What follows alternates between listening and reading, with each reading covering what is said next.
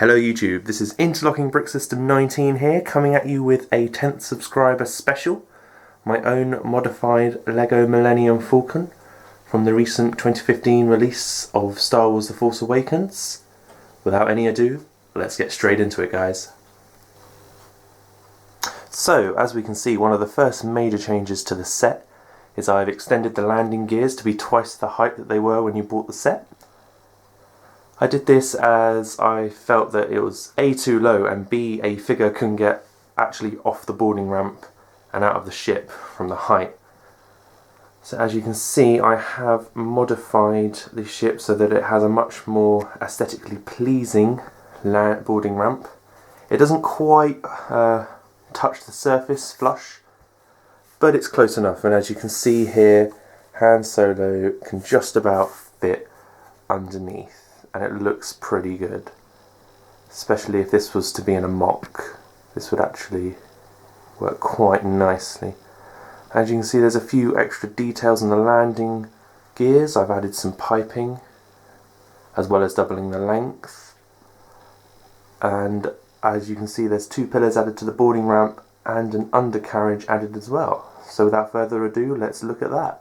So this is what it looks like on the underside. I've kept the turret the same, but as you can see, I have adapted the landing gear to be twice as tall alongside the boarding ramp, which has a much neater undercarriage to it.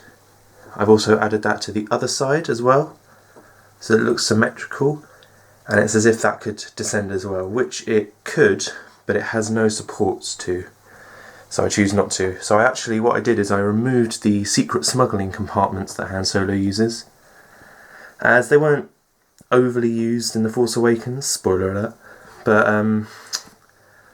yeah, I didn't think I'd personally use it in any movie or mock, so it wasn't such a disappointment to get rid of them. I also added a few extra bits, added a few extra joints to these Technic parts to keep it all together, and there is a way for me to actually take the gears apart and fold them in, so that in flight mode it doesn't look like it's landing. I will show that to you now. So here is one of the landing gears taken apart. As you can see, it's very similar to the build that you get with the original instructions. The only difference is this piece is now dark grey as opposed to a light grey, and I will show you how they fold in. So as you can see, it's held together with this Technic piece here, so you would slide the Technic piece in like so, and it would stay together like that. However, when you want to be in flight mode, all you have to do is take it apart, turn it sideways, and push it in to this black pin here. And now you have a folded in landing gear, and all four of these can do that. And as well as this, I would take out the boarding ramp. As you can see, the boarding ramp is held up by this. This makes the support for the boarding ramp, and without it, it can just fold neatly back in, as so, like that. A much better design, I think, and a much more realistic design. Let's move on to the next change.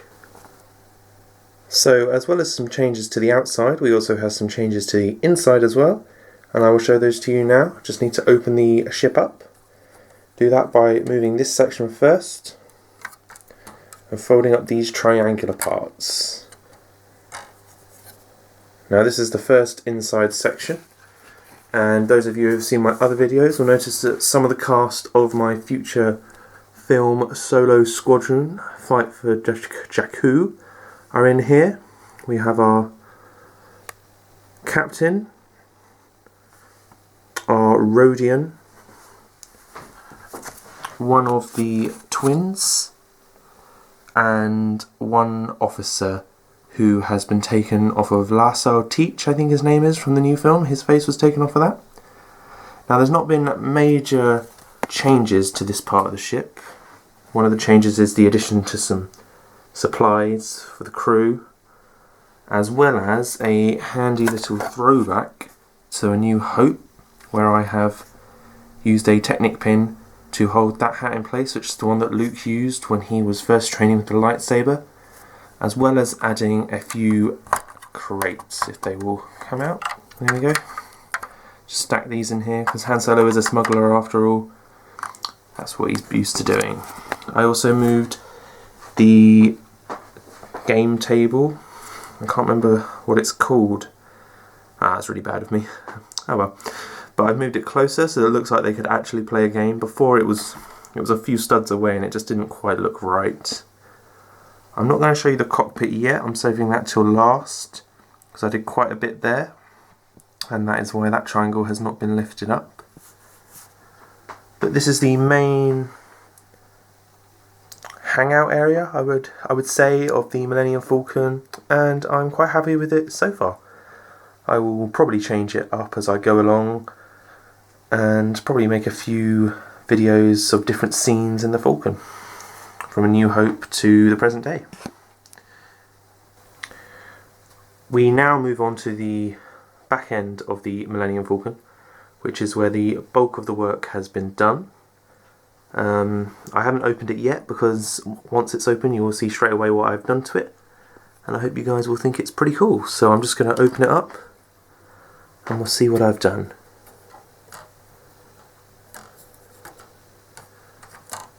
Quite a few flaps to undo. There. Those of you who follow me on Instagram will know that my first post was about this. I didn't like the idea of the gun turret. It was a play feature, yeah, but it wasn't a great play feature. It just involved having a 4x6 base plate that two characters could sit in, and then you slot them in through the top. This way, I have created the gun ladder to both the bottom and the top turret. However, obviously the space has been taken up by this ladder, and therefore cannot actually access the gun turrets, which is a shame. But I think considering the space available, it's quite impressive. I've used the tan colours that are seen around the Falcon, as well as these green, lime green studs to represent some of the lights that are on the Falcon. And if we open the gun turret, we can see that this does in fact go all the way to the top, as seen here, and it goes all the way to the bottom. There's nothing at the bottom, sadly, just the bomb turret. There's no space for a minifigure, but I think it adds another layer of detail to the ship that you don't get with the original instructions. I've also, as you can see, added some tubing and some crates. I believe those bricks there, they're a 2x2 brick with some indents. I believe they actually came with the ship anyway. I used them as packing crates. This tube came with the Home 1 set back in 2009, I think, maybe 2010. And I just added that in there using a mixture of Technic pieces, as you can see. It just slots right back on. I haven't done much to the back apart from this, which took a considerable time, but doesn't use that many specialist pieces, which is nice. I tried to stick to the pieces that were available to me in the Falcon. Some of the pieces, such as the tan pieces, have come out of my own collection, but apart from that, the rest of it actually came with the Falcon. Now, one of the other changes I have made is I've added this little weapons rack. It's a bit of a homage to the Force Awakens. As you can see, it carries Rey's pistol that Han Solo gives her, and a larger blaster that Han gives Finn. I think it just looks pretty cool there. It fills a corner. It's not the best designed, but I tried to make it look cluttered and a bit broken, which is what the Falcon is most of the time anyway. So this is the back of the main part. Obviously the hyperdrive has stayed the same, and this wire piece also came with the set. I have tried to integrate a speeder into here, the one from the Droid Escape from 2010. It doesn't add a lot. It makes it look a bit more cramped, but it doesn't add much. I'd rather have that on display in another mock or something. But as you can see, you can still access the kind of living area. You can see our Rodian friend there and a bit of the chessboard. There is the boarding ramp. And through there is the cockpit. Let's go take a look. We have now moved on to possibly the most challenging part of this rebuild of the Millennium Falcon, the cockpit. It's very temperamental and pieces are going to fall off, so I do apologise in advance. But let's see what we can do. I originally changed this because it could only fit 2 figures and it could barely fit Chewbacca at that, which I wasn't too happy about, so I thought it needed a bit of a change. As you can see, these curved grey pieces have been added. I believe they might have been on the 2011 Millennium Falcon, but I don't own that one, so I can't possibly tell. But so this all came from my own creation. I think it looks a lot better. It makes the cockpit actually airtight and not allowing the vacuum of space in, which is quite a big appeal, I think, when you're building a spaceship. I took the parts from, again, the Droid Escape from 2010, part of the escape pod. The cockpit can come off as one part. Still, it comes apart a little bit, and it is quite tricky to get back on. Usually have to put the bottom half on first, followed by the top section. So, like so. I think it looks quite cool just having the bottom part on. It took quite a bit of a rebuild to get this far anyway. I did this on Christmas Day actually. I redid this whole curved part. Try and make it look a little bit neater, a bit more flush.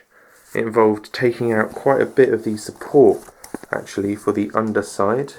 As you can see, there's just this 2x8 piece, I think it is, holding the whole thing up. It's not doing a great job, but at the moment that's all that I'm using. Also extended the seating area. The cockpit now sits fully inside this transparent part, so it goes right up to the edge as close as you can get, and this way you can fit at least 3 minifigures. I haven't tried with any more. And you get Han Solo, Chewie, who is quite hard to get in. He has to sit back quite a fair amount, and I've even managed to sneak in C-3PO. Could probably fit 4 regular minifigures if you weren't using Chewie, but you can't have Chewie out of the cockpit. He flies it. As you can see here, this was an extremely challenging part. I inserted a door. It's not minifig scale or anything, but I think it just looks cooler. It makes more sense as a build to be able to go through the Millennium Falcon from the cockpit. It took quite a bit. There was a protrusion here that came out and that held this plate onto the ship, which is why this has again lost some weakness. It's actually lost the support from both the top and the bottom of the ship. What else have I done? I will show you. This cannot move anymore. Well, it can, but it destroys quite a bit of the ship, because this is now not connected all the way along, because before this was all connected from here all the way along to this part over here. Instead it now joins onto here, and it keeps this at a good angle to the ship.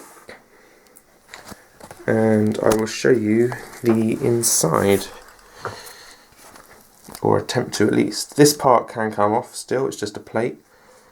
And if you can see down there, apologies for that, my SD card had filled up.